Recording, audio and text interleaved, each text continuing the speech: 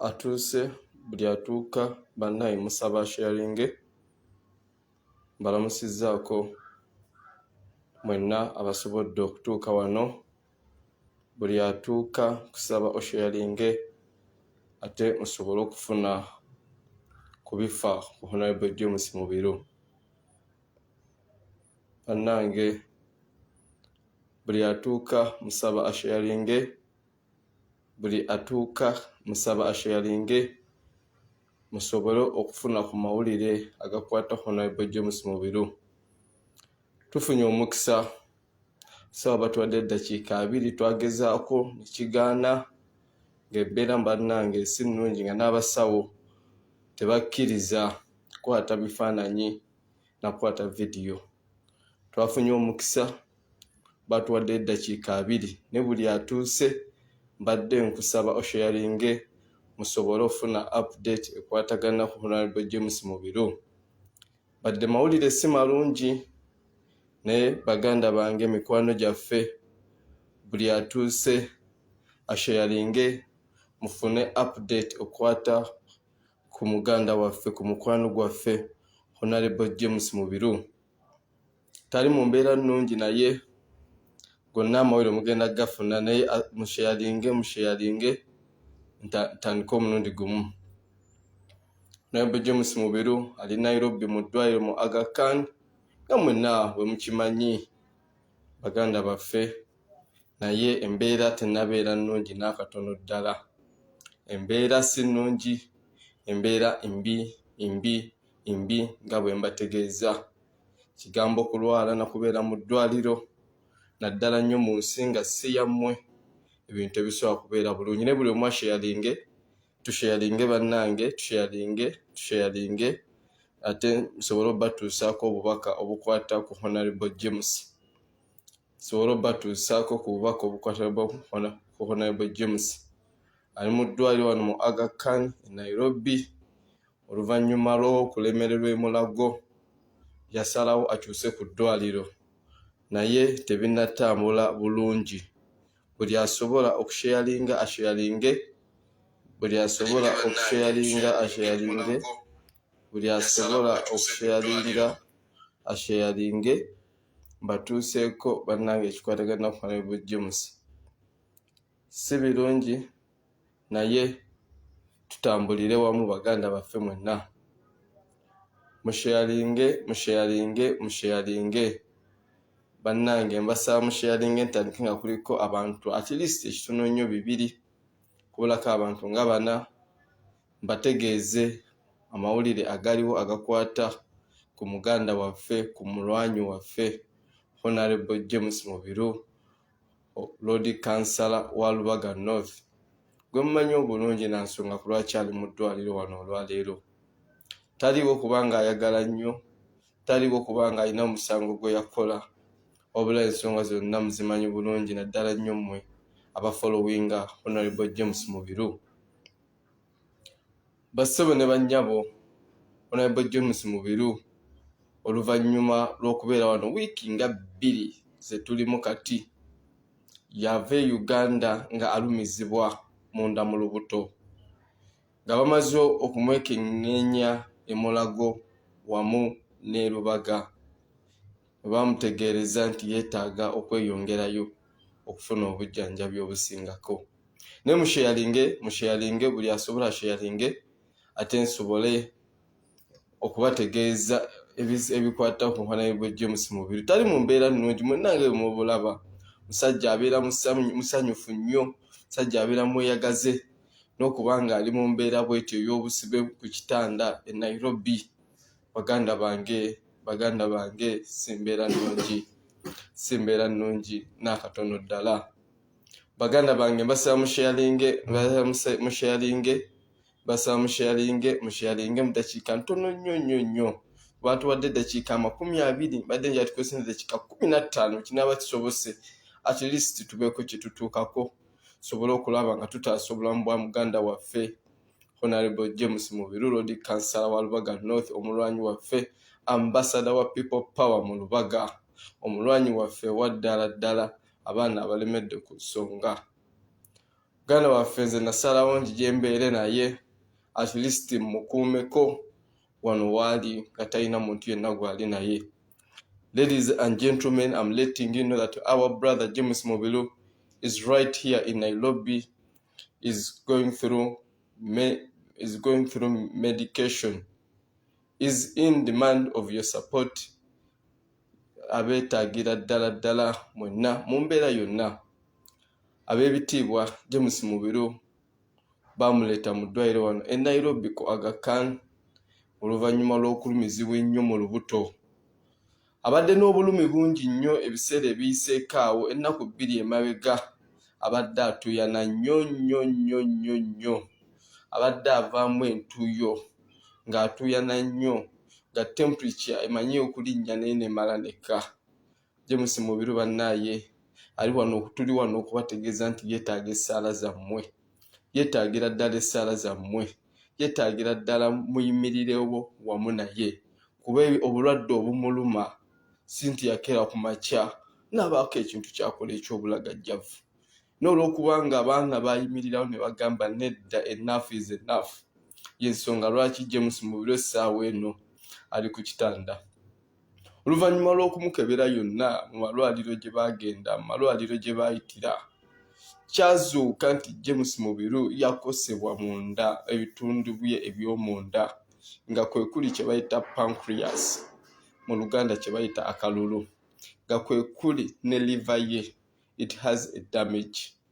Mu Uganda ne balemererwa ne bamurefaringa yeeyongereyo. Olw'obusobozi yali tayinza kweyongera walala wonna ng'oggyeko wano e Kenya. Era yasobola. Twebaza nnyo Secretariat waffe wamu n'okusingira ddala President, Principal waffe owa National Unity Platform. Bakola kye baasuubula ne bacontributinga kye bacontributinga okulaba Mubiru James ng'atuuka e Nairobi mu ddwaliro.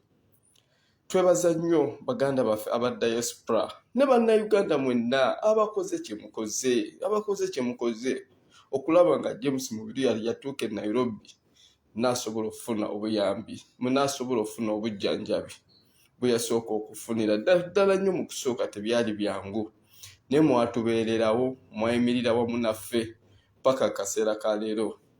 Baganda baffe, medication ya muganda wange Mubiru James ekyali demanding nnyo. Twatuuka mu ddwaliro wano ne batutegeeza nti biiru ya Honorable James Mubiru egenda kwetaaga $30,000 ag'e Kenya. Okulaba nga bamukebera ne bamukebera $30,000 nga geetaagisa, ne twali tetugayina, ne musobola oyimirira wamu naffe. Mwebale nnyo, mwebalire ddala mwenna abayimirira wamu ne Honorable James Mubiru. Mwebale nnyo, mwebalire ddala paka kano akaseera. Ku buyambi bwammwe nga kwe tuyimiridde n'ekibiina kyaffe ekya National Unity Platform, twasobola okukuŋŋaanyayo $20,000 ag'e Kenya paka wano essaawa ya leero. Era ge gabadde gamutambuza. Ne kati we twogerera Honorable James Mubiru batutegeezezza wano mu ddwaliro we tuli e Nairobi nti mu butuufu ajja kwetaaga abakugu abasingako wano. But suggesting ensi okuli India, okuli United States of America ne Germany ne Bungereza, nti Honorable James Mubiru bw'aba agenze awo ate waliwo abakugu abasobola okujjanjaba akalulu ke, his pancreas, waliwo abakugu abasobola okujjanjaba netereera bulungi nnyo. Era bagenze mu maaso bategeeza nti liver ye naye erina obuzibu, ne bonna bisobola okujjanjabibwa ne bitereera bulungi singa afuna ezensi waliyo abakugu nga bakuguka mu ebyo ebintu specifically. Kyannaku nnyo nti bagenze mu maaso ne bategeeza nti basobola okufuna eddagala erimubeezaawo akaseera, naye pancreas ye tebasobola gijjanjaba completely neewona, ne basobola oturifaalinga mu ezensi. Naye baganda baffe abali eyo mwenna njagala bategeeza tutukyanoonyayo $11,000 ez'e Kenya. James Mubiru okuva wano mu ddwaliro yeetaaga $11,000 ez'e Kenya, nga muze Uganda bwe bukadde nga 3,445 bukadde 3,445. Baganda baffe tuli mu ddwaliro naye nga buli kintu kyonna kiri expensive. Mukoze bye mukoze, tweyanziza era singa tabadde mmwe n'amaanyi ga Mukama Katonda, Honorable James Mubiru wano olwaleero teyandibaddewo. Mwebale nnyo, mwebalire ddala. Naye era mbasaba obuyambi bwammwe n'essaawa ya leero. Twetaaga obukadde 3 nga bwe mbategeezezza mu 45 gy'emitwalo 10 egy'e Kenya. Honorable James Mubiru asobole okuva wano ate adde Uganda nga bwakola ku mpapula ezigenda okumwongerayo mu ggwanga gy'asobola okufuna obuyambi obunaamuwonya. Baganda baffe mushayalinge embeera ya muganda waffe si nnungi ddala. Honorable James Mubiru tali bulungi. Abasawo batuwadde eddakiika ntono nnyo.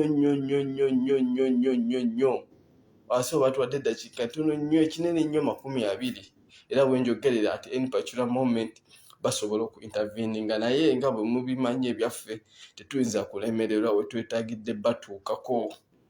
Tubasaba obuyambi bwammwe essaawa eno. Twetaaga $3,445 tukiryalinga ebbiru ya muganda waffe Honorable James Mubiru. Twetaaga $45 tukiryalinga ebbiru ya muganda waffe Honorable James Mubiru. $3,445 tukiryalinga ebbiru yo baganda baffe. Mwebale ebbanga lyonna lye muyimiridde naffe. Tubasaba mumuyambe asobole okuva wano waali olwaleero. Buli lunaku olukya bbiri zeeyongerako ate ng'eddagala baali muwadde ne bamubuulira ekituufu. Eddagala lye bamuwadde bamugambye lisobola okumukuma munnange emyezi nga 5-6, naye singa alwawo ate okufuna obujjanjabi obusukkako wano munnange ate ayinza odevelopingamu ekisinga ne kino kyalina, ayinza okudevelopingamu kansa. Bategeezezza oluvannyuma lw'omuyisa mu tesiti zonna mu byuma byonna ebyetaagisa, bagamba pancreas ye eri totally damaged.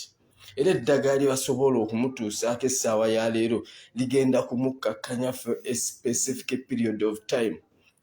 After that specific period of time, which they told us that it may be even 5 months or 6, the infections they may develop into cancer.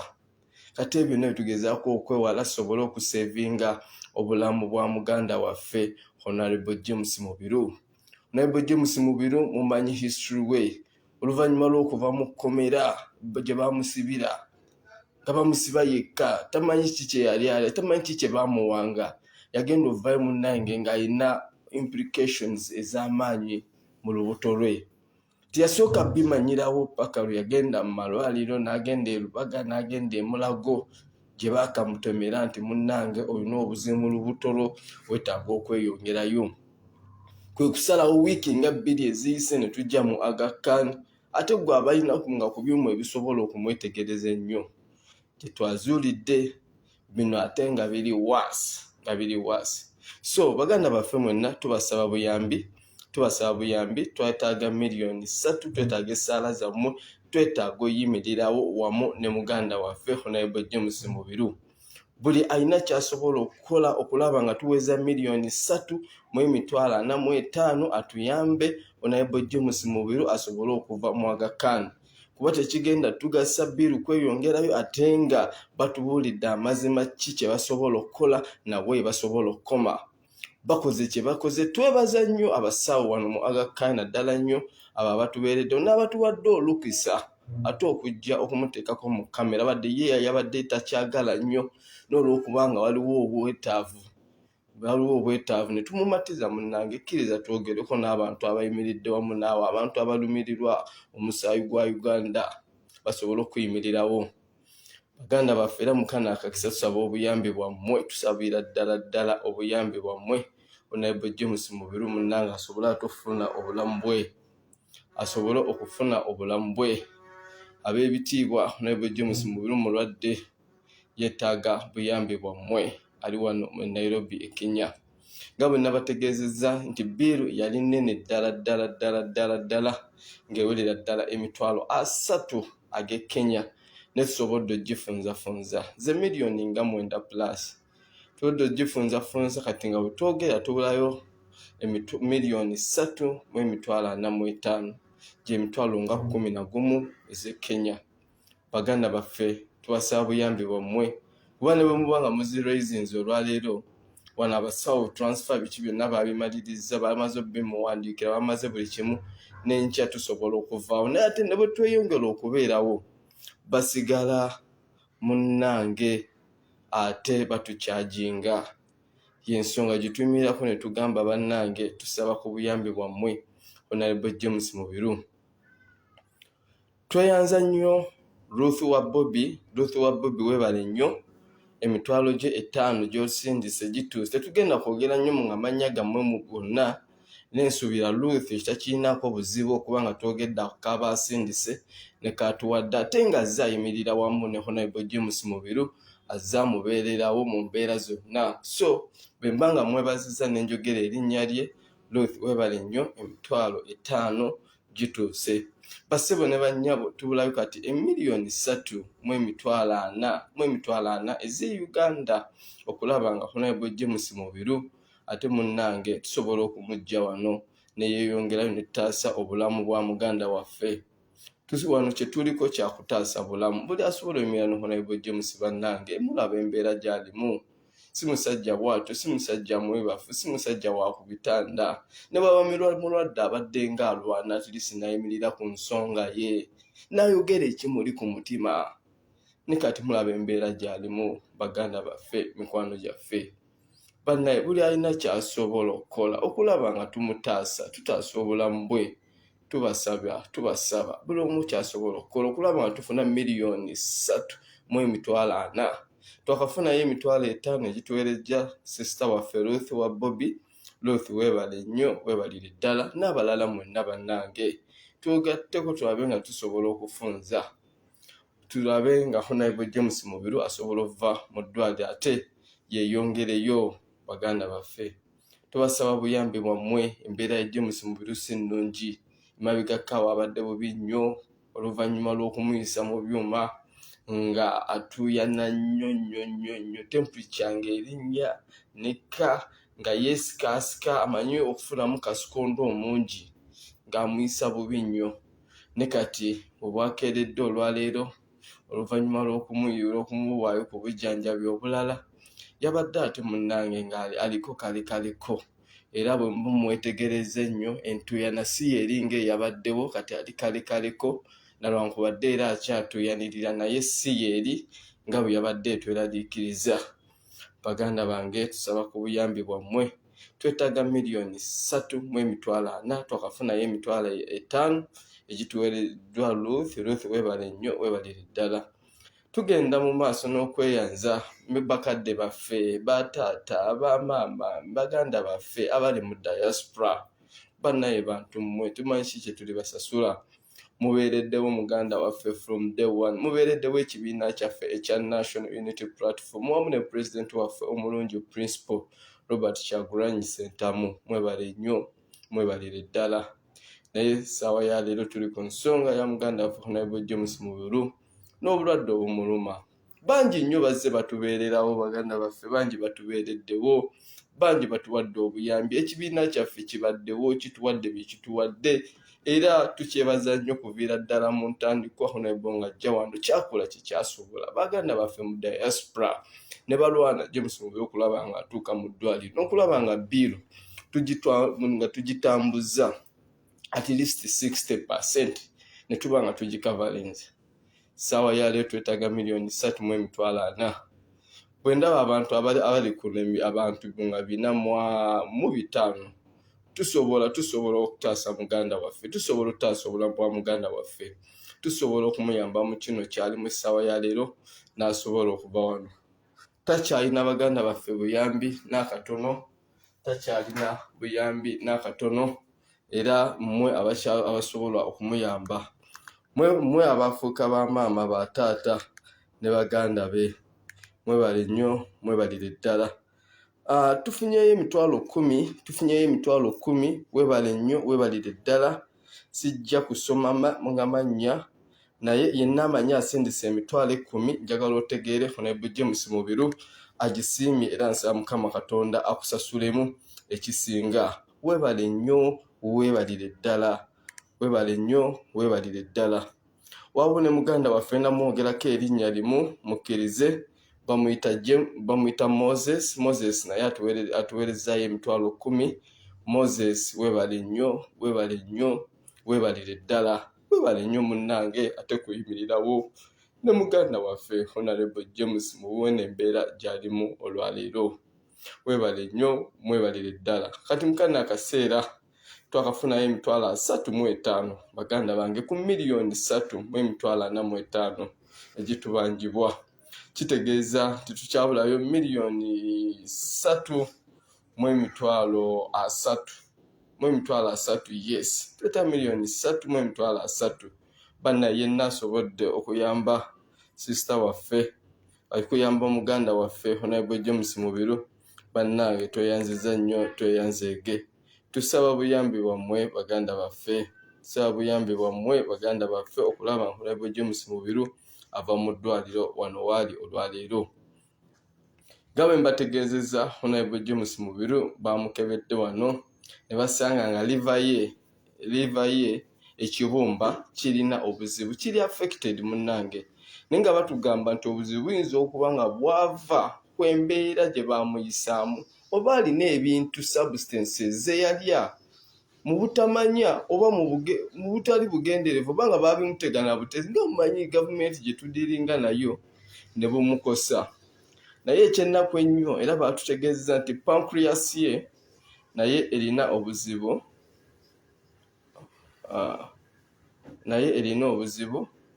ne pancreas ye erina obuzibu. Honorable bannange Honorable James Mubiru tumwongere okumusabira ajja kuba bulungi. Honorable James Mubiru katwongere okumusabira ajja kuba bulungi naye embeera gy'alimu kati si nnungi nalwankubadde nga kati agenda suukasuuka naye nga mbategeezezza tuli ku buzibu bwa biiru yabadde ekyafuuse obuzibu. Batuwa nga ssente eziyinza okwetaaga gyali emitwalo 3 ez'e Kenya naye okusinziira ku buyambi bwe muzze mutuwa tusobodde okufunzafunzaako era twafunayo emitwalo 20 egy'e Kenya ne tugikiriyalinga 60%. Ng'essaawa ya leero twetaaga emitwalo 11 ez'e Kenya nga mu kubala okutonotono ze miliyoni nga 3.45 okulaba nga Honorable James Mubiru ava mu ddwaliro wano mu Aga Khan.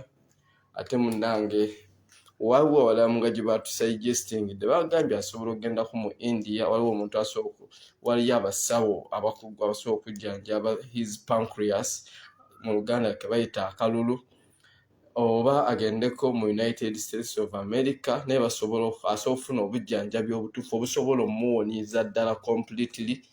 Mu German bategeeza nayo ne mu Bungereza United Kingdom.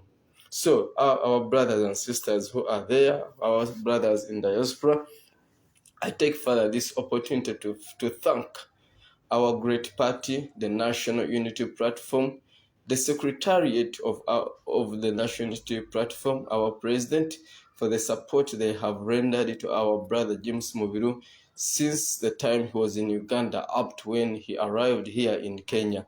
Please, thank you so much. I go further to thank our brothers in Uganda and sisters who have really stood with our brother James Mubiru to see that at this time he's going through the medication he is undergoing right now. And furthermore, I thank our brothers, sisters, our moms and daddies in diaspora. Please, thank you so much. Diaspora people, please, you have proved your point to the maximum. You have stood with Honorable James Mubiru.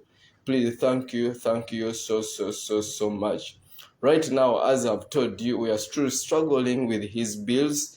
we are struggling with his bills to see that he can be transferred to a hospital where he can be cured. Here in Aga Khan Hospital, Nairobi, they have informed us that if we don't get that medication they have referred to us, his infections he's having in the stomach regarding the pancreas and the liver, they may develop into cancer within a period of 5 or 6 months. Therefore, they told us to hurry and get the exact medication our brother is supposed to have right now. Baganda bange ab'ebitiibwa mwenna nga bwe mbategeezezza tukyali ku nsonga ya bill. Tusaba bannange asobole oyimira ne Honorable James Mubiru, tusaba buyambi bwammwe. Nitugenda mu maaso n'okwebaza abakulu waliwo omuwala bamuyita Ruth wa Bobby yatusindikidde emitwalo 5 gyatuuse. Webale nnyo, webalire ddala, gyatuuse bulungi nnyo. Nengenda mu maaso n'okwebaza abakulu babiri batusindikidde emitwalo 10. Omu ku bo ye Moses, naye erinnya eryokubiri sijja kulyogera. Moses, webale nnyo, webalire ddala, zaatuuse. Ennamba eziri waggulu awo ziri mu mannya ga Honorable James Mubiru, era bw'osindika ssente zijja genda ku namba ya James Mubiru. Mukitegera baganda bange, zijja genda ku namba ya James Mubiru, era essimu ze ali nazo e Nairobi, ssente ajjabba azifunye mu buntu.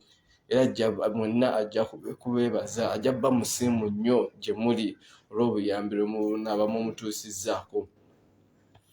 Mwebale nnyo obuyambi bwemusindikidde Honorable James Mubiru kuviira ddala mu kaseera bwe yabategeereza nti yeewulira bulungi ng'ali e Uganda, ne munsobozesa okutuuka wano paka wano waali e Nairobi.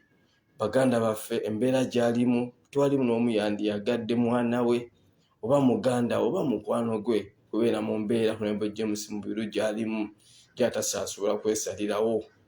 Baganda bange, muganda waffe, freedom fighter waffe, mukwano gwaffe, comrade, foot soldier, road councillor Lubaga North, omuganda waffe abaddeyo ku nsonga ezikwata ku ggwanga, ali mu mbeera ya bulwadde ng'ekibumba kye ne pancreas kirina obuzibu obw'amaanyi nno ddala. Twali tulowooza bintu bya kusaaga, ne Mukama Katonda yalina engeri gy'ataasa ate twasobola okutuuka wano ne tusobola twasobodde okutegeera ekituufu ddala. Baganda bange, ebintu bya ddala, baganda bange, ebintu si bya kusaaga.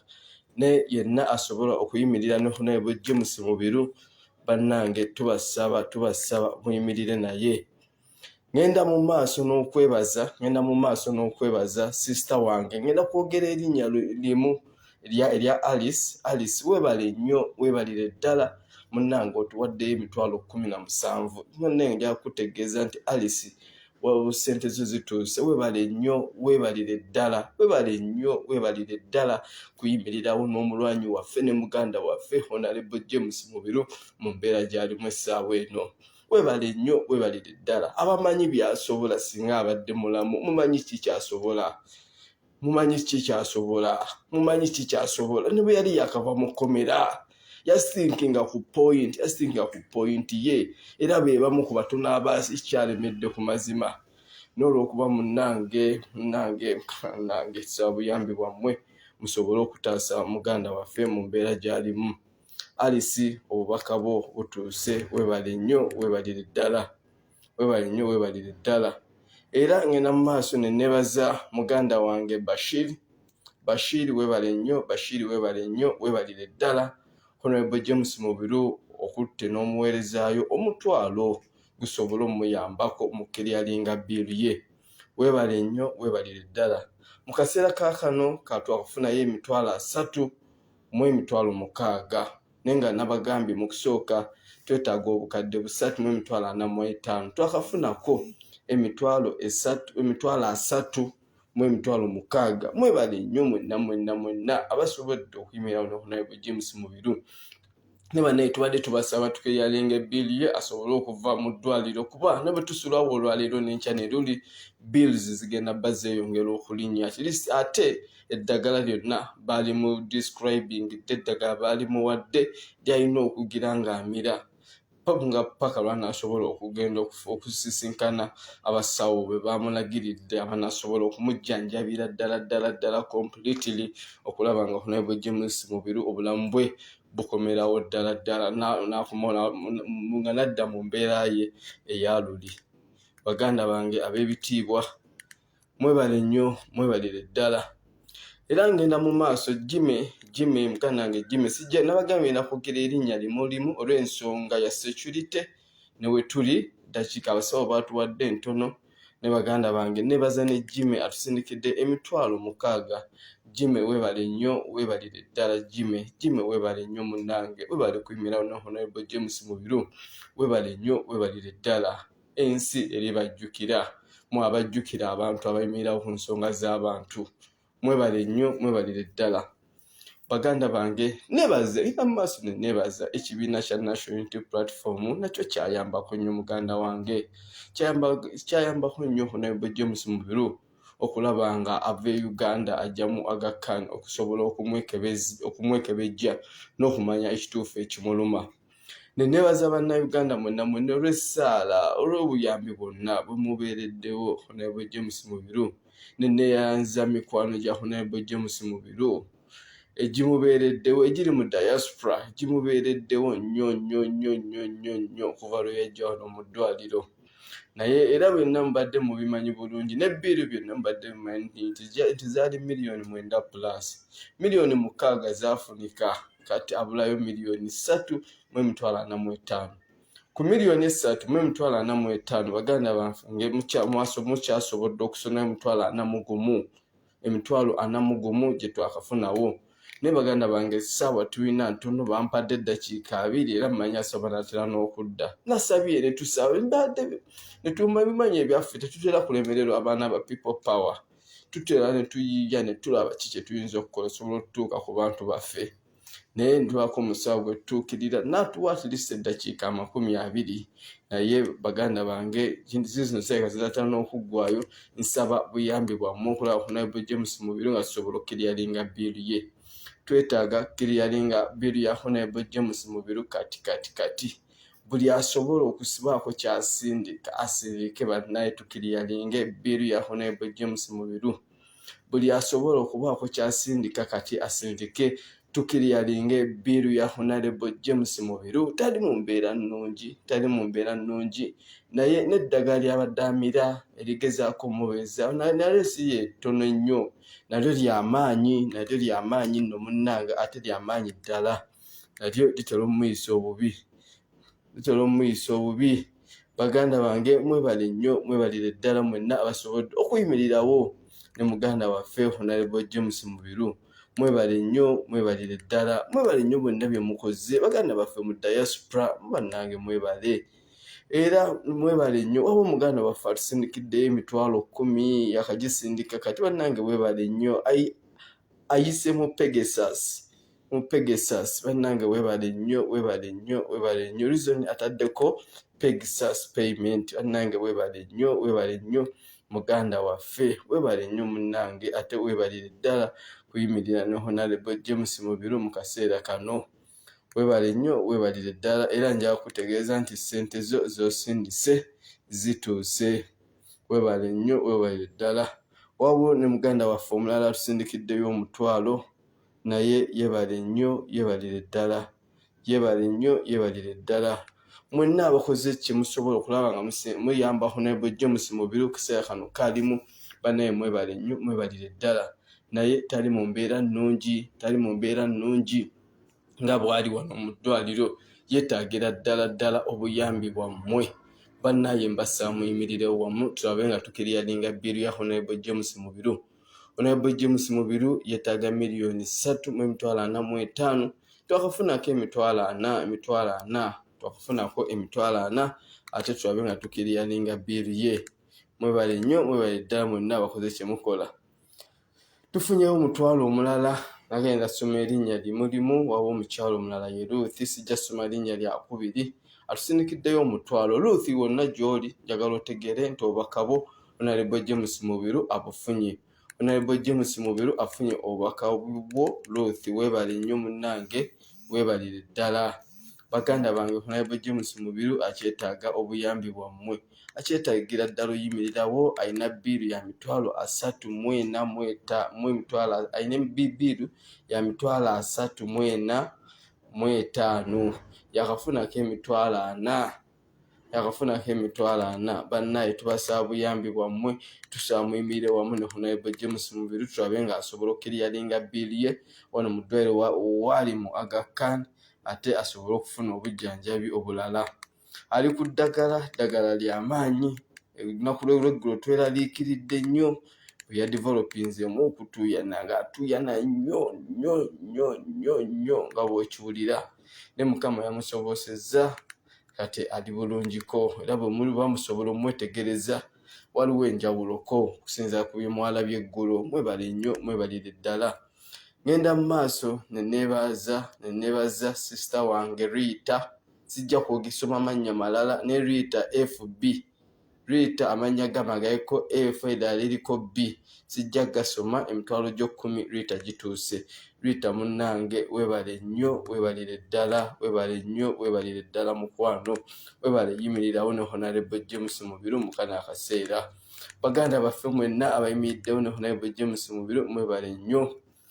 Ngenda mu maaso nebaza muganda wange Eva munnange wojja ensa Mukama Katonda y'abakuddizaawo. Eva webale nnyo, webalire ddala, otuweerezaayo obubaka bwa mitwalo 13. Eva obubaka butuuse. Mwebale nnyo buli omu akyasobodde okulaba nga ayamba Honorable James Mubiru naddala nnyo mwabo mu diaspora. Bannaye mwebale nnyo kwagala ggwanga lyammwe, mwebale nnyo kwagala Uganda, mwebale nnyo kwagala abaana bano, mwebale nnyo yimirirawo nabo, mwebale nnyo, mwebalire ddala. Honorable Mubiru talina kyasobola kubasasula okuggyako okubakwasa Mukama Katonda n'abeesasulira ate n'okusigala ng'ayimirira ku nsonga z'eggwanga lye n'okusigala ng'alwanirira eggwanga lye. Mwebale nnyo, mwebalire ddala mwenna abayimiridde ne Honorable James Mubiru paka mu kano akaseera nga mukyayimiridde naye. Sister Jane webale nnyo munnange, webale nnyo Jane osindikidde Honorable James Mubiru emitwalo 10. Munnange webale nnyo, webalire ddala. Baganda bange tulinawo emitwalo 7. Honorable Mubiru gye yakafuna era nga bwenjogera tubulayo obukadde 2, tubulayo ebitwalidde 2 mu emitwalo 8 okulaba nga Honorable James Mubiru ava mu ddwaliro okusasula bills ze. Kuba tekigenda tuyamba ne bw'anaasigala mu ddwaliro abasawo nga baatubuulidde amazima agasembayo notega basootufunira eddagala lisobola omubeezaawo ku bbanga paka nga betukola ku mpapula ate ezigenda okumweyongera n'ofuna ka support kasobola okumweyongerayo mu mawanga ge baatubuulidde ate awali abakugu abasobola okujjanjaba. His pancreas is damaged and has a big problem, has an infection. His liver was totally affected.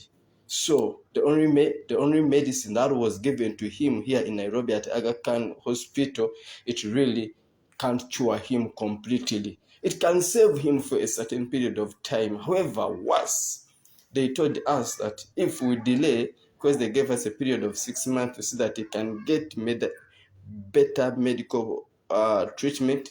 If we fail within a period of 6 months, they told us that his infections in the stomach originating from the pancreas and the liver, they may develop into cancer. So, tukyalina olutalo lw'amaanyi nnyo naye essaawa ya leero ekizibu ekituli maaso kyakkiriyalinga bills munnange zaali nnene nnyo ne ku maanyi ga Mukama Katonda ku maanyi gammwe zaali miliyoni 9 mwasobola okusasula 6 n'alwana ezo ne ziggwa. Kati mu kumaliriza yetaaga okuva mu ddwaliro wano waali ataddeko e Uganda nga bw'amira eddagala lye bamuwadde nga bw'anoonya ssente zimwongera mu India oba mu America, Germany oba Bungereza gy'anaafuna obuyambi obulala. Ne sofa tubulayo miliyoni 2.8 bane tubategeera bulungi buno obusobozi mwewa abamu ku mmwe ababulina ng'asaana okuzikwata zonna omulundi gumu n'agamba Honorable James Mubiru ave mu ddwaliro adde waka atayi nga bwanoonya ekimwongerayo. Bannaye tubasaba buyambi tukiryalinga miliyoni 2.8 Honorable James Mubiru asobole okugenda okweyongerayo atufuna obuyambi. Yenna asobola bannaye yenna asobola tubasaba ne bamugamba mwenna abali ku nsaawa ya buli omu n'aleeta omutwalo gumu eba ebiri. Honorable James Mubiru mbalayirira nti enkya tuba tukiryalinga bills era mu ddwaliro abaavaawo nene bw'anaasigala wano bills tebagenda kumuteera ku bwereere era bills zigenda sigala ze accumulatinga. Baganda bange mwebale nnyo mwebalire ddala olw'omutima ogutafa. Waawo muganda wange Elizabeth webale nnyo webalire ddala. Elizabeth otuwaddeyo emitwalo 48.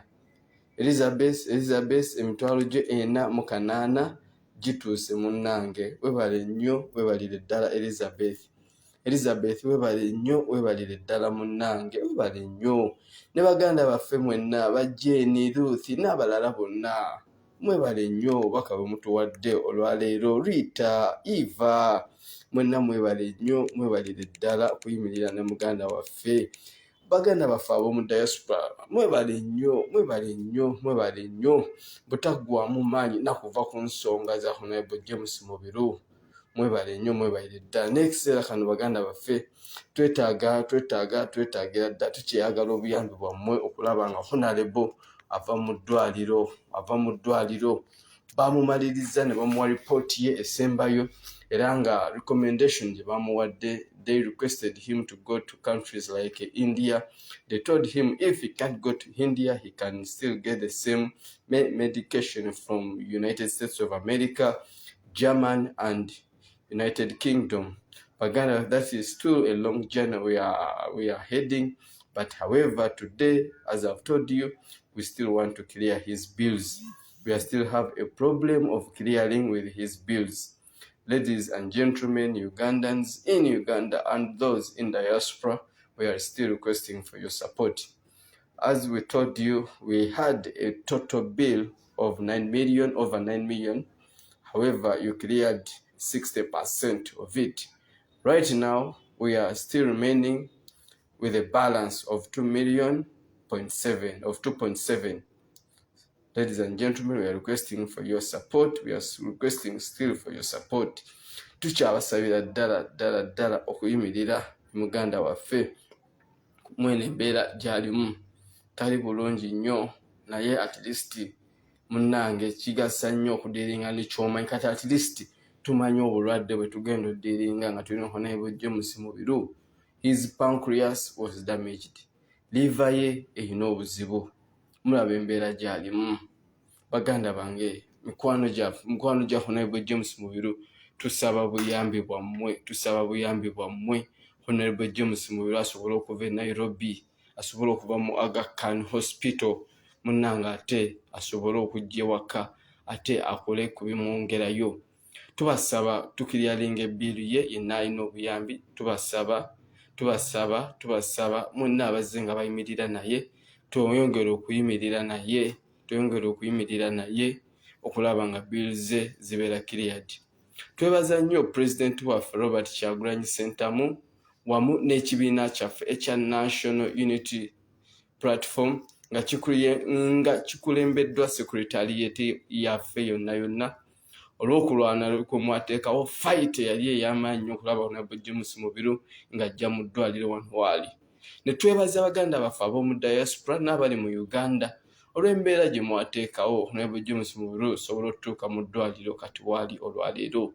Ne baganda baffe nga bwe mbategeezezza byonna nga biwedde Honorable James Mubiru naye bills zeetaaga okiryalinga kuba abasawo bamutaddeko engalo zaabwe ezisembayo ne bamubuulira naki ekyokukola okulaba nga totally asavinga obulamu bwe. Pancreas ye kye bayita akalulu kalina infection ezze developinga munnange ate ekya developinga nga singa abatajanguyidde kufuna bujjanjabi bugenda giwonyeza ddala ayinza n'okutuuka ku operation. Batugambye abagenda kumuoperatinga okulaba nga pancreas ye ne liver bibeera bibeera nga babijjanjabira ddala okusobola okulaba nga Honorable James Mubiru awonera ddala. Atuuka ekiseera n'afuna obulumi obw'amaanyi wano wansi w'olubuto ne yeenyoola munnange, ndowooza aba awulira waliwo ekimusika ekimuluma. Olunaku lw'eggulo yabadde atuuyanira ddala nga bw'okiwulira, munaye ne tweraliikirira ne n'abasaba batugambye bitera okubeerawo. Sometimes it is the side effects of the medicine, naye kitera okubeerawo n'ebbanga ly'anaagenda ng'alimira atajja tuuka ekiseera amanyiire nga takyafuna ebyo bizibu. Omutwe gwo gukyamuluma, gumulumira wano waggulu, era nga bwe gwali gumuluma luli mu kusooka gukyamuluma era gukyamuyisa bubi, naye batugambye byonna bijja kukendeera bw'anaaba eddagala alimira constantly paka ate tunasobola okumwongerayo nga batutegeezezza mu ezo ez'enjawulo ewali abasawo abakugu abasobola okujjanjaba his pancreas, funa eyo surgery ya pancreas ye netereera ne liver ye erina infection naye etereere. Baganda bange tubasaba tubeegayirira muyambe Honorable James Mubiru tukiryalinga ebbiiru ye ate asobole okuva mu ddwaliro. Tubulayo million 2,700,000 tubulayo million 2,700,000 kulaba nga Honorable James Mubiru essaawa eno ava mu ddwaliro wano waali.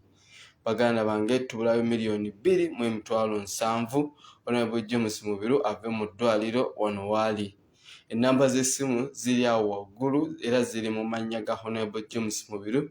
Yenna afunye obuyambi banneesindika muweze ennamba ziri mu mannya ge, era bw'otasangako ge mannya ga Honorable James Mubiru tosindika. Ennamba zonna ziri mu mannya ga Mubiru James. Ennamba zonna ziri mu mannya ga Mubiru James. Bannange yenna alina obuyambi mwezi ennamba mubuyitira tulabe nga tusobola okiryalinga bills za Honorable James Mubiru.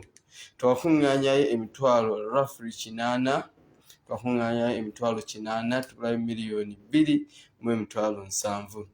Naye era twebaza na buli muntu kinnoomu yenna akyayimiridde. Elizabeth munnange obubaka bwo bwatuuse, webale nnyo, webalire ddala. Jane obubaka bwo bwatuuse, webale nnyo, webalire ddala. Eva naawe munnange bw'otyo. Ruth webale nnyo, webalire ddala. Rita webale nnyo, webalire ddala. Moses n'abalala bangi. Bannange obubaka bwammwe mwenna butuuse, mwebale nnyo, mwebalire ddala kuyimirira ne Honorable James Mubiru ali mu mbeera si nnungi. Nabadde mmanyi anaasobola okwogerako nammwe naye siyinza obutasoboka, naye tomanyi olulala alijja nayogerako nammwe ate naye n'ababuulira ne musobola okulaba embeera gy'alimu Honorable James Mubiru ne mwewulira ku ddoboozi lye. Naye engeri gy'abadde yakamala okumira eddagala nga abasawo basaba ssente n'ensaba y'eddakiika njogereko nammwe musobole oyimirira ne Honorable James Mubiru tulabe ate nga tusobola okiryalinga bbiiru ye.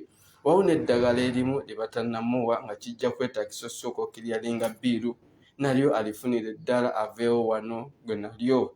Baganda bange y'ensonga lwaki nnyimiridde wano olwaleero, ndi wano olwaleero mbasaba batuwadde eddakiika ntono nnyo munnange eddala, era wenjogerera mu ddakiika eziddako entono tunaatera okuva wano naye tukyetaaga obuyambi omwe bassebo ne bannyabo. Baganda baffe ab'omu diaspora sijja kukoowa kubeebaza. Mutubeereddewo from day one nga Honorable akyali mu Uganda, okuva olunaku lwe bagamba tawulira bulungi, okuva olunaku lwe bagamba nti awulira olubuto lumuluma, olubuto lumusika, olubuto lukola ki, mubaddenga naye, mumuwadde amagezi, mumuweereza eddagala, mukoze biki, n'eppaka lwe kyatuuka munnange ng'alina okujja e Nairobi ate basobole okumwekebezja bamuyise mu byuma eby'enjawulo bategeere ekituufu kyekiriwa olubuto luva ku ki. Era baganda bange mbategeeza nti Honorable James Mubiru tali mu mbeera nnungi. Pancreas ye erina obuzibu obw'amaanyi ddala. Liver ye erina obuzibu era nga batutegeezezza tebasigenda kusobola omufuna eddagala erigenda omukkakkanya. Just ligenda kumukkakkanya for a certain period of time. Era ne bongera mu maaso ne bategeeza nti singa tetufuna bujjanjabi obwo bwe tulina kufuna obutuufu, Honorable James Mubiru ayinza okufuna kansa. ayinza okufuna kansa bassebo ne bannyabo singa tuba tetumwanguyidde. Obulamu bwa Honorable James Mubiru bwe tuba tetubwanguyidde busobola otusebengererako. Baganda baffe example eno si yeesoose, Wameri mwalaba kye yayitamu. Baganda baffe bangi abaweereddwa obutwa muzze mulaba embeera gye bayitamu. Era Wameri esobola okufuna akangobangoba kanso Wameri munnange yamala agenda mu America, kati agenda addako engulu naye embeera gy'alimu si nnungi. Byatandika nga bya Honorable James Mubiru paka kati era bw'ali, naye embeera teyadda mabega. Bannaye mbategeeza ne Honorable James Mubiru yatandika nga munnange, ayogera nga munnange ng'abantu abalala ng'asaaga nti sewulira bulungi mu lubuto, siri bulungi bannange, bannaye neetaaga obujjanjabi, bannaye neetaaga okunkebera. N'agenda e Lubaga ne bamugamba bino ebintu byo tetubitegeera, n'agenda e Mulago ne bamugamba nga tulina bye tulabye ate ebiyinza otusukkako, gendako mu malwaliro amanene bongere okukebera ate beekebejje bamanye ekituufu kiddala. Kwe kweyongerayo ate munnaye ne tugenda e Nairobi mu Aga Khan gye basobodde okukebera mu Honorable James Mubiru ne bamutegeeza nti sebo pancreas yo ne liver yo they are affected, they have a problem. Ziri affected era nga zirina obuzibu obw'amaanyi ddala. Bagezezzaako kye bakoze until when they told us nti ajja kwetaaga ogenda for surgery, for further medication mu nsi nga India. Waliyo abakukwasa okujjanjaba his pancreas mu nsi nga United States of America, mu nsi nga Germany ne Bungereza tajja sobola okufuna obujjanjabi munnange ate obunaamuwezesa ddala. Naye baatukanze nnyo ne batutegeeza nti singa Honorable James Mubiru tafuna bujjanjabi bwe yeetaaga mu bbanga lya myezi 5 oba 6 okusinziira ku infection gy'alina mu lubuto, infection ye gy'alina mu lubuto eyinza okudevelopingamu kansa ng'asinziirira ddala mu byenda. Baganda baffe tusaba buyambi bwammwe tusevinge obulamu bwa muganda waffe Honorable James Mubiru. Tusaba buyambi bwammwe tusobole okusevinga obulamu bwa muganda waffe Honorable James Mubiru. Ennamba yenna alina obuyambi ziri awo waggulu okulaba nga tukiriyalinga bill ya muganda waffe Honorable James Mubiru. Yenna alina kyasobola mu kuyamba Honorable James Mubiru, bannaye tumwebaza nnyo, tumwebaliza ddala nti yeebale nnyo, yeebalire ddala. Mukana akaseera baganda baffe twetaaga $2,700,000. Twetaaga $2,700,000 twakufunawo $7,800,000. Mwebale nnyo, mwebalire ddala abasobodde otuwa obwo obuyambi. Ne tweyongera okwebaza baganda baffe ab'omu diaspora abo abakoze kyonna kye bakoze kulanga muganda waffe essaawa ya leero ali wano era ng'afuna obujjanjabi bwe yakafuna. Ne twebaza nnyo bannayuganda mwenna ababadde mu kusabira Honorable James Mubiru. Mwebale nnyo, mwebalire ddala n'abakutte kye bakutte kulaba Honorable James Mubiru ng'abeera bulungi. Ne tugenda mu maaso n'okwebaza ekibiina kyaffe ekya National Unity Platform ekikulembera our Principal Robert Kyagulanyi Ssentamu, His Excellency, n'abantu mwenna, Ugandans and non-Ugandans who have stood with Honorable James Mubiru. Mwebale nnyo, mwebale ddala. Twetaaga $2,700,000 tukiriyalinga ebbiiri ya Honorable James Mubiru. Zaali $9,000,000 naye ku buyambi bwa Katonda twasobola okukiriyalingako $6,000,000. Kati twadde tubulayo $3,45,000 twakafunako $7,448. Mwebale nnyo, mwebalire ddala. Tukyanoonya $2,700,000. Tubasaba baganda baffe abali kuno buli ali kuno tumusaba tukiryalinga ezo ssente Honorable James Mubiru asobole okuva wano mu ddwaliro kuba bill buli lunaku eyongera okulinnya. Tubasaba mukiryalinga zino ssente tubasaba mukana akaseera mukiriyalinge zino ssente baganda baffe ate tusobole okujja muganda waffe mu ddwaliro asobole okugenda okwetegekera okufuna obujjanjabi obulala. Tubasaba bannange buli asobola okuyamba muganda waffe akaseera kano amuyambire ddala asobole okufuna obuyambi ate osobole okweyongerayo. Bassebo ne bannyawo twetaaga miliyoni 2, twetaaga miliyoni 2, twetaaga miliyoni 2, twetaaga miliyoni 2,700 Honorable James Mubiru akiriyalinge bills ze. Ne wabeerayo omuntu munnange kintu kinnoomu asobola ozikwata n'ayamba Honorable James Mubiru, bannange you are most welcome. Waliyo abantu munnaye bazira kisa abayise oyimirirawo n'agamba ezo miliyoni 2,700 nze nzikuwadde Honorable James Mubiru va mu ddwaliro e Nairobi. Yenna asobola okuyamba Honorable James Mubiru kana akaseera tukwebaza abanesaba buyambi bwammwe. Honorable James Mubiru asobole okukiriyalinga biili ye mu ddwaliro wano erya Aga Khan e Nairobi. Bassebo ne bannyabo tusaba ku buyambi bwammwe, tusaba sapooti yammwe, tusabira ddala mumuyambeko muganda waffe asobole okuva mu ddwaliro. Ali wano mu Aga Khan naye embeera si nnungi nga bwe mbategeezezza nti yesterday yabadde alina implications ez'amaanyi ng'atuuyana nnyo yabadde atuuyana nnyo yesterday ne tweraliikirira nga tetumanyi kikiddako. N'abasawo ne bategeeza nti tetweraliikirira nnyo eddagala sometimes eddagala reactinga mu ngeri z'enjawulo. Era that is one of the ways how the medicine it reacted towards him. Era wetukeredde paka akaseera kano ekendeddemu nga bwe mumulaba takyalinga yesterday, takyali mu state ya yesterday, ali far much better than yesterday.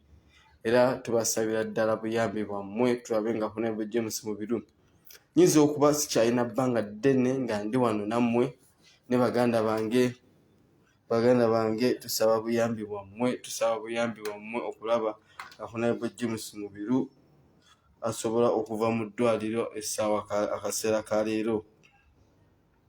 Tubasabira ddala mumuyambe, tubasabira ddala muyimirire naye bassebo ne bannyabo mmwe abafuuka ba maama ba taata. Honorable James Mubiru yeetaaga kiriyalinga biili ye ya ddwaliro. Honorable James Mubiru yeetaaga kiriyalinga biili ye ey'eddwaliro era nga yeetaaga miliyoni 2,700. Yeetaaga miliyoni 2,700. Honorable James Mubiru yeetaaga miliyoni 2,700 okulaba nga akiriyalinga biili ye mu ddwaliro wano waali. Bassebo ne bannyabo twetaaga obuyambi bwa miliyoni 2,700. Twakafunako 7,400 waza abadde miliyoni 3,455. Sobodde ofunako wawe mbalabalamu ziri 7,448. Ne tubeebaza nnyo, mwebalire ddala. Na buli akyasobola okusindika, buli omu alina kyalina bannaye atuyambe tutaase Honorable James Mubiru asobole okuva mu ddwaliro. Bannange munansonyiwa bannange ebbanga lirabika liwadde mulaba abasawo batandise okugira.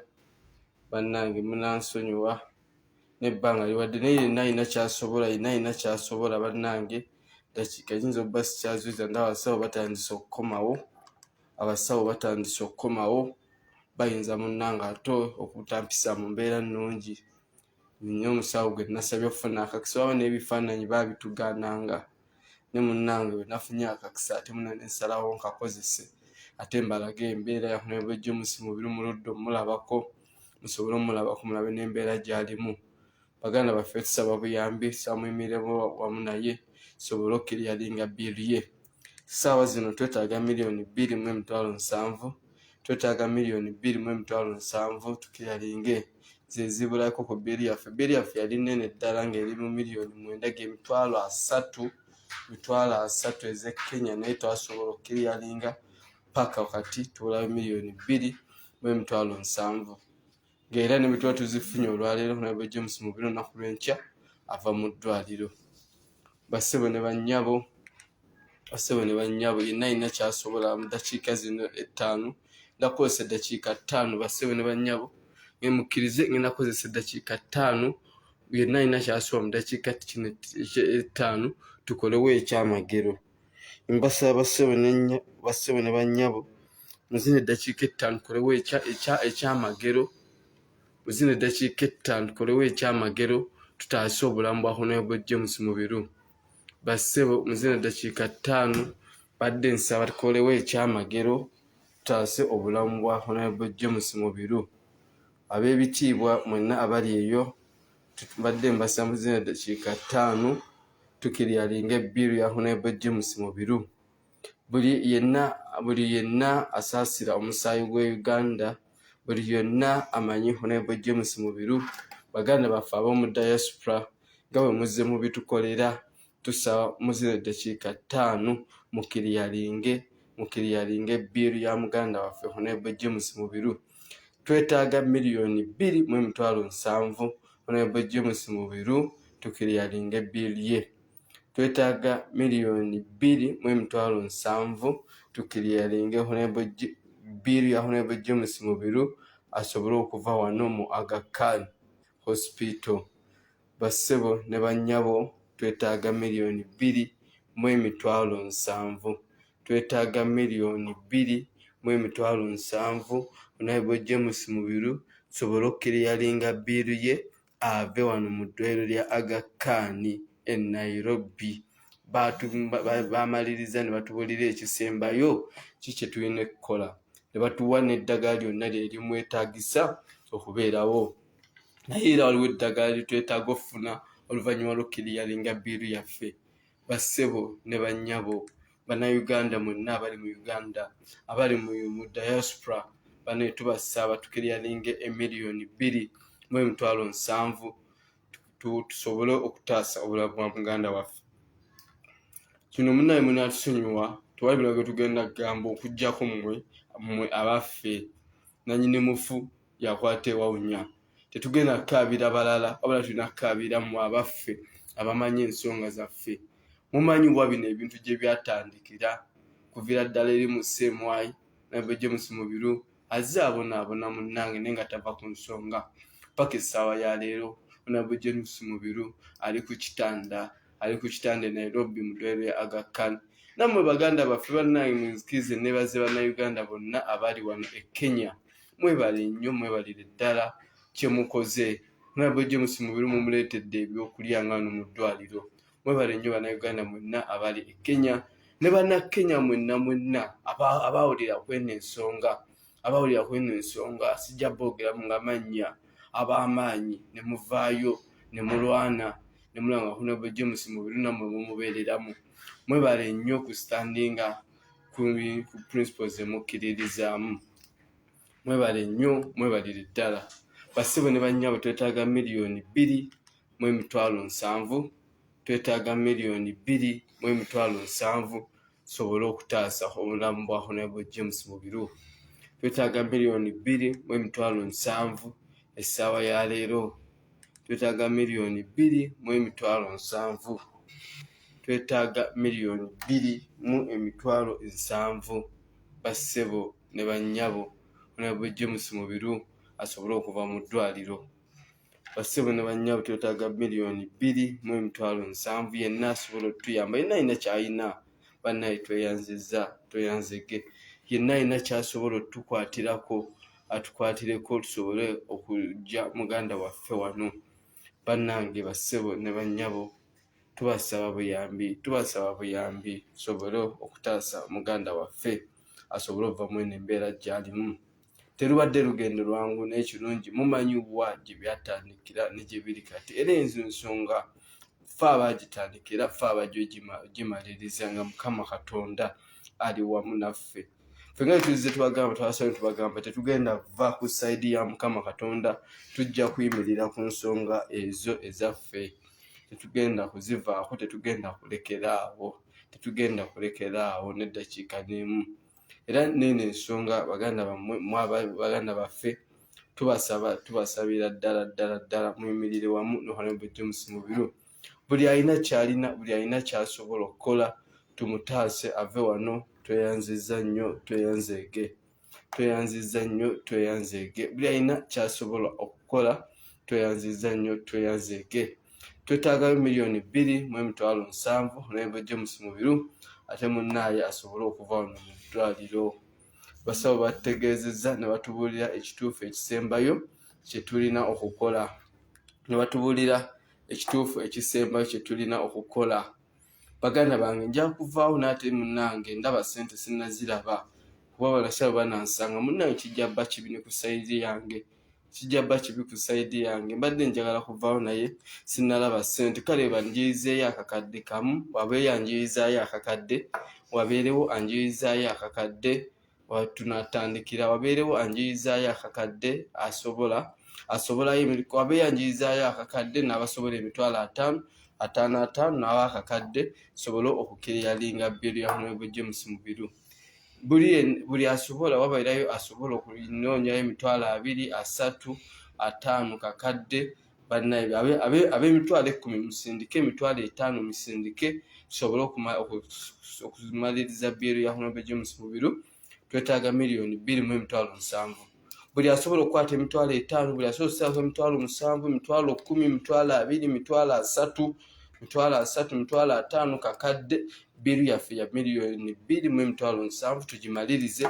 Honorable James Mubiru ave mu ddwaliro ate asigale ng'amira eddagala lye paka ate tunamuteeka awo tumwagala. Bassebo ne bannyabo bannaye tukikole mu dakiika 5. Kati ntunuulidde essimu bannange njagala ezo ssente miliyoni 2 mu dakiika zino 5. Bassebo ne bannyabo buli asobola bassebo ne bannyabo dakiika tulina 5 kuba munnange abasawo bajja kunkitwala bubi, bajja kumpisa bubi.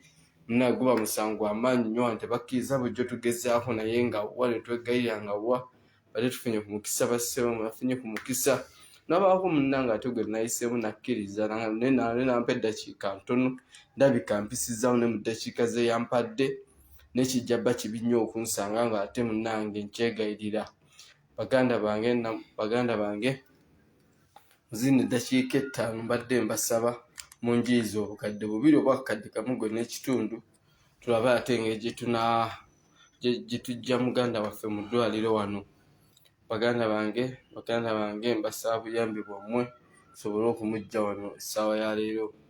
Baganda bange mbasaba buyambi bwammwe tujje Honorable James Mubiru mu ddwaliro essaawa ya leero. Ne bwe kiba ekyo tetugenda kusobola ng'ate abasawo bo bamudischarginze dda ne bamuwa transfer kati ekyatusibye mu ddwaliro kuba tetunakiriyalinga bbiru. Bbiru ebadde ya miliyoni 3.45 naye baganda baffe tusobodde okusondayo emitwalo 8, tusobodde okunoonyayo emitwalo 8 kati nga roughly tunenye miliyoni 2.7. Yenna asobola okuyamba Honorable James Mubiru ebya transport tunaabiyiiya niso tuve mu ddwaliro tukiriyalinga ebbiru z'eddwaliro then tukole ekirala. Tukiriyalinga ebbiru z'eddwaliro then tuveewo tukole ekirala. Yenna asobola kati mu ddakiika zino nveewo nkole ekirala kuba baganda bange ntandise okuwulira nga wabweru waliyo abasawo abajja era nnyinza okuvaako mu ddakiika entono nnyo ddala ezisembayo. Bassebo ne bannyabo yenna alina kyalina asindike tuyambe muganda waffe asobole okuva mu ddwaliro.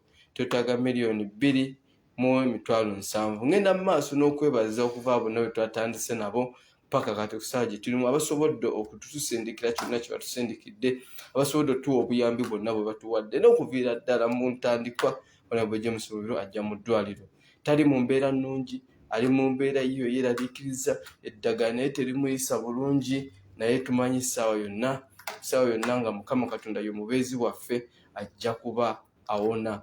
Mwebale nnyo, mwebalire ddala mwenna abasobodde okukwata kye mukutte ne munnange atasobola kisindika kati owayitawo eddakiika 2 meka ng'osobodde Honorable James Mubiru ave mu ddwaliro bannaye sindika kyonna aba osobodde. munaye kyonna kyoba osobodde kyoba osindika kyonna kyoba osindika abasobola okumusindikira ku ssimu ze zonna ziri mu gundi ye. Baganda bange era essaawa eno muzikirize mbasiibule nembasaamu emirire nohabo James mubiri kuba naye ayimiridde ku nsonga z'eggwanga. Mwebale nnyo mwebale ddala. Saba Mukama Katonda abakuume ate abasasule mu